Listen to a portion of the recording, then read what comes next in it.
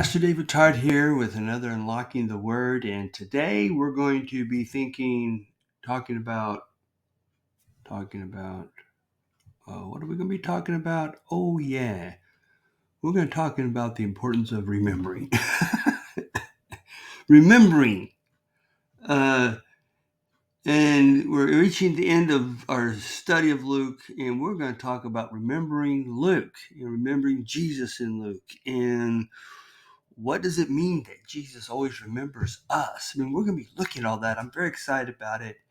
And I'm so happy you're logging on. And even if you're just taking a quick look at it, that's better than no look at our Unlocking the Word. So anyway, here's this little encouragement to subscribe to Toward the Dawn, and then we'll jump right in.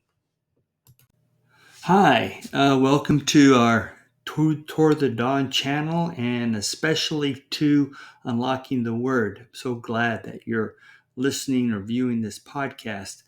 And I want to invite you to like it, share it, subscribe to it, not because we're looking for numbers, because that doesn't matter to us at Toward the Dawn, but we are looking for as a group of people who just absolutely love the Word and who love to dialogue about it. So be sure to comment your insights into the word for the day or to something I've said. Feel free to disagree or feel free to fill in the blanks of something you think I missed. And we will have a wonderful time working through these wonderful texts. And of course, we're going to keep our channel and our podcast safe. We're not going to allow for abusive language, hateful language. This is going to be a podcast that's all about respect and about coming together to embrace what God is speaking to us. So anyway, thank you for listening, and let's do the Unlocking the Word for today. Well, here we go in Luke 23. And as we've been talking about, today is the last podcast on the Gospel of Luke. And because next podcast, I'm going to be talking about Matthew. But as we gather to listen to this wonderful reading from the Gospel of Luke, and we're ending like a whole year of reading this Gospel of Luke, we can maybe talk a little bit about what are we going to remember from the Gospel of Luke. And we have some absolutely fabulous and wonderful things we can remember that Luke leaves us like little gifts underneath a Christmas tree for us to savor. Or better yet, it becomes something that we can put on our mantle or hang in our wall to remember what does Luke teach us about Jesus. And again, I could go on and on because there's just so much there. I mean, I can't recount a whole year of reading the Gospel of Luke and all the wonderful things we've learned. But I can think of three things that I think are worth remembering. And again, there's many more. But there's these three kind of stand out for us to use to hang on our walls, to put up on our mantles or on our table somewhere in our house about what to remember from Luke. It's kind of like a scrapbook, looking back at a scrapbook at all the wonderful things and asking us what are the main things that we take away from Luke. And the first one is this. We need to remember Jesus in Luke was all about lifting up the lowly. I mean, we see that in the birth story, right? I mean, Jesus doesn't come to some fancy temple he doesn't come to a religious leader's house. He doesn't go to Rome and show up in Rome, with all the pomp and richness of Rome. No, he shows up in a manger, a feeding trough, because there's no room for him. He's at the bottom of the bottom. Bottom of the bottom, a stinky feeding trough, maybe in the middle of a field. There's no mention of the stable. It's an assumption we make. He came in with nothing. Poor parents in a field, in a feeding trough. And who hears the first news of the birth of Jesus? Again, it's not the religious leaders, not the kind of people you would think would know something about this, but instead to this field of shepherds, lowly shepherds. The great shepherd, right, shows himself to his kind, right? The shepherds in the field. I mean, that's where Jesus shows up. It's out there in the middle of nowhere. The angels show up to announce his birth. They're out in the middle of nowhere, where you at least expect it. Jesus lifts up the lowly. And we see this all through the Gospel of Luke. That Jesus is all about trying to teach us, and this is the main thing here, that there's no ins and outs. There's not the haves and the have-nots, because we all have the love of God. I mean, that's what Jesus in Luke continues to teach and show and live, that we have this unbelievable inclusion under the reign of God. No one is left out. They're not those who've earned their way in and those who have failed to get in. We are all under the reign and love of God. What a wonderful for us thing to remember as we live in our families, right? That there are no ins and outs in our families. There's no those who are not loved and those who are loved. No, we have an embracing of all people. And that does not mean we okay abuse and exploitation and all those bad things. That's not lifting up the lowly. That's in continuing to push out people and take advantage of people. That is not what Jesus is about. I mean, it's about trying to see our common humanity, our common need for God's grace and love by everybody. Again, Jesus never makes it okay to be abusive or exploitive or hurtful in families. That's not ever okay. But being included and treasured is. That's a wonderful thing to have as we look at our world today. It's full of so much racism and sexism and so much ins and outs and economic divisions. Yes, it's all about seeing that we're all under the love and reign of God. Maybe that's Luke and Jesus in Luke.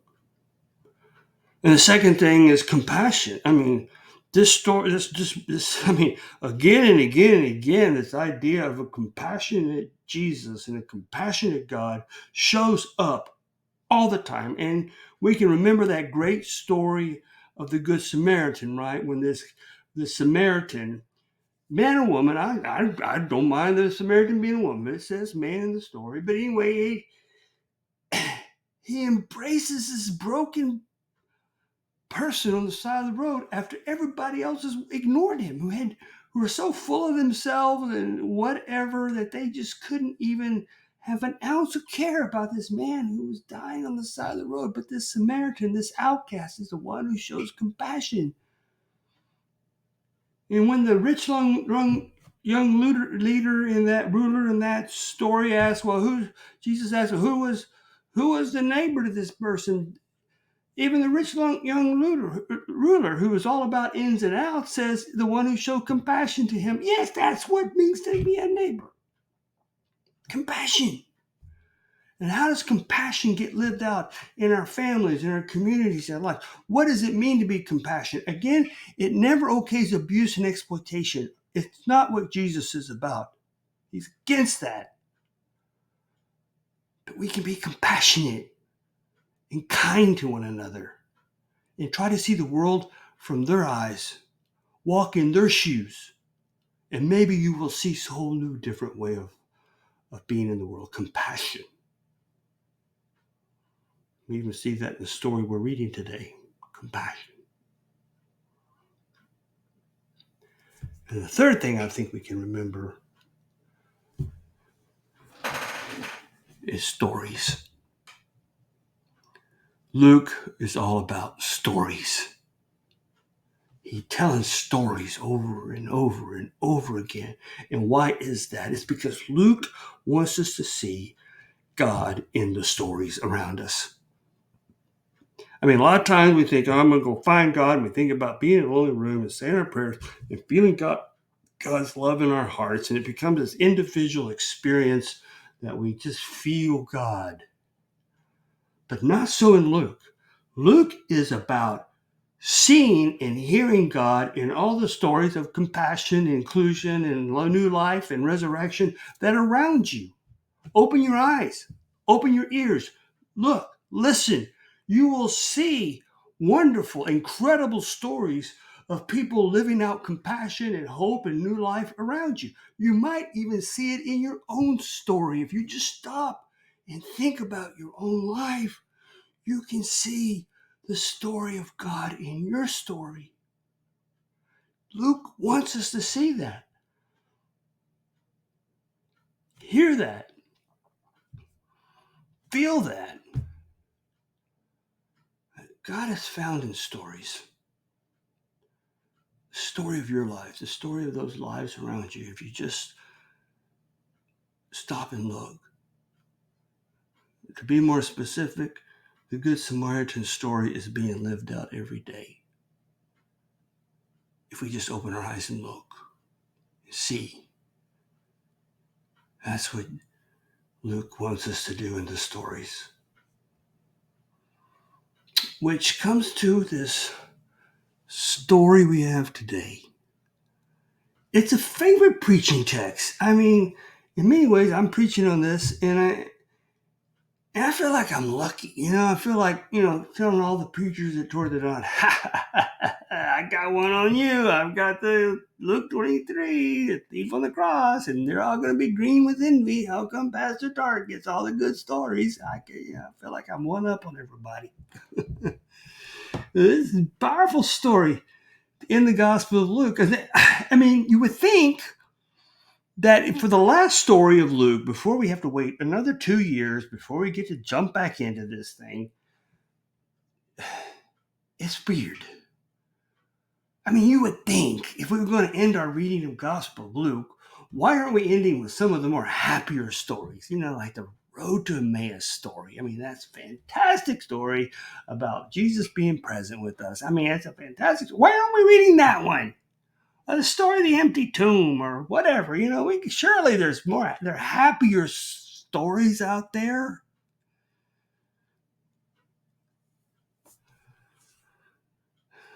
But this story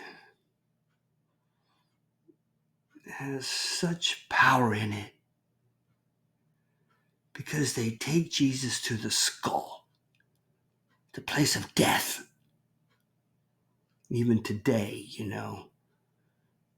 pirates, they're not nice people, but use the skull and bones to scare people because they were about death. Pirates are not nice people. And they crucified Jesus there with criminals.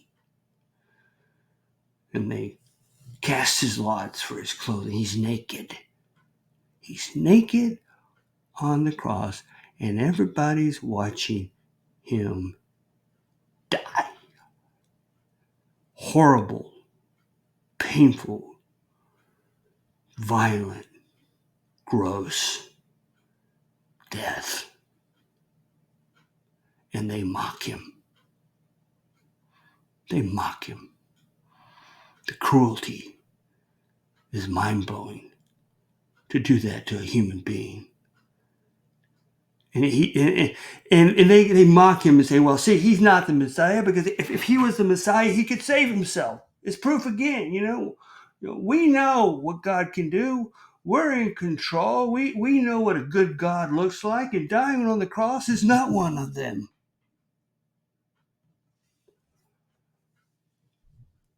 It's like they set themselves as judgment on God. We're going to decide where God is. We're going to decide whether someone is Messiah because of all the magic they can do.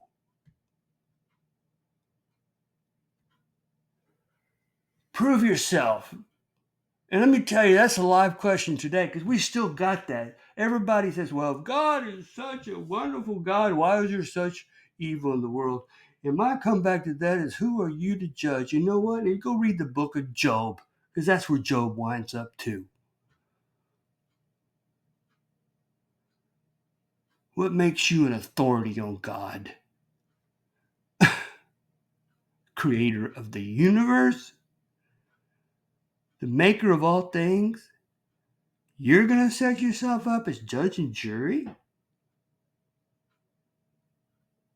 You're going to make God prove whether God is God or not? That's what's going on. And the soldiers mock him too. And they offer him sour wine. How cruel. How cruel. You would think you would offer him sweet wine and comfort. No, they offer him something that would make us throw up. If you're king of the Jews, save yourself. Again, right back here, we're going to decide what a king looks like. And our king, our emperor, looks like the emperor in Rome. Has all the power. And it's mocking the rule of Jesus to the max, just like we continue to do. And it goes even deeper when one of the criminals hanging there starts deriding him too. If you're not the Messiah, save yourself and us. In other words, hey, you know what? This is about me. It's all about me. Forget about all my killing and thieving and all the destruction and pain I've caused everybody. You need to save me to prove who you are. Like, wait a minute. Wait a minute.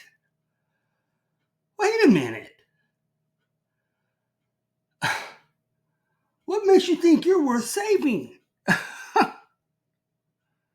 Problem's not with Jesus dying on the cross. The problem is the evil and pain and misery you've been causing people your whole life. That's the problem.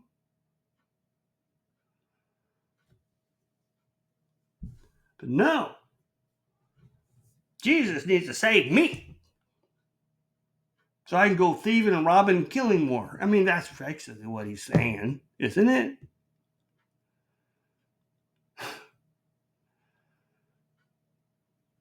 But here's the real jewel in this story. The story of this other criminal who gets it. Do you not fear God?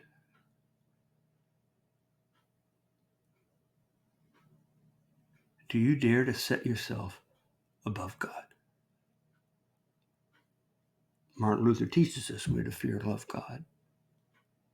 We never set ourselves above God. God is God, and we are not. You are not God. And we get the same sentence, right? We all should be condemned for what we do and don't do. That when it comes to our lives, we're getting what we deserve.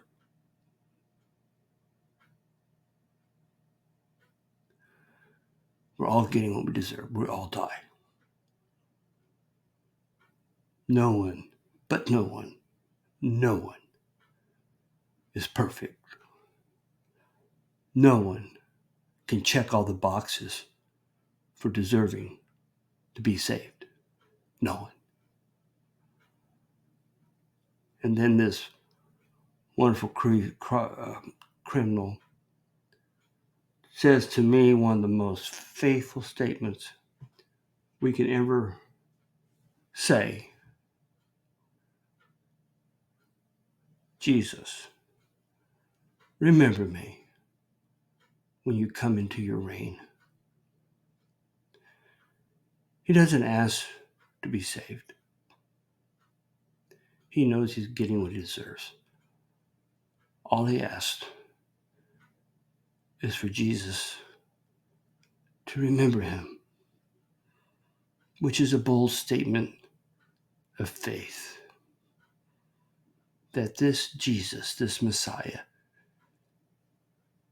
doesn't forget people, even the worst of the worst. That Jesus' compassion, his inclusion never ends. He will remember. It was It's a statement of humility, but a statement of bold faith that Jesus cares to remember everyone. We're not forgotten. Our lives are of significance. Everyone's life is of significance. And people will try to treat us like our lives don't matter, that we're just another dot on the huge, vast, infinite dots of space and time. But it's our faith that says we're here because God has given us the gift of life, and God does not forget us. And then Jesus says this incredibly bold promise. Truly today, you'll be with me in paradise.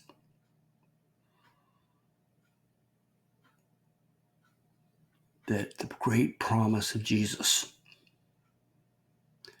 is the promise of paradise. And we don't know what paradise looks like. I mean, we can play around with all kinds of earthly images. I always like to think there's a lot of barbecue there. But that's just us trying to use what our brains can come up with.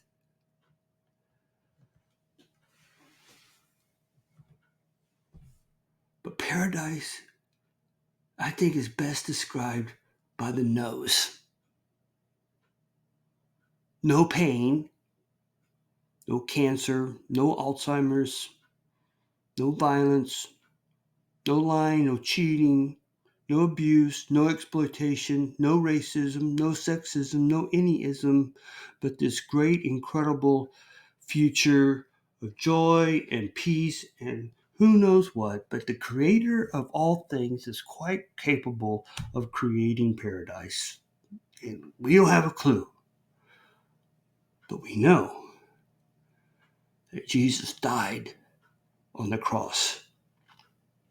And as he says in this text, which is absolutely wonderful, forgive them, for they know not what we do. We don't know. We are stuck. We are stuck in our brokenness. We're stuck with our burdens.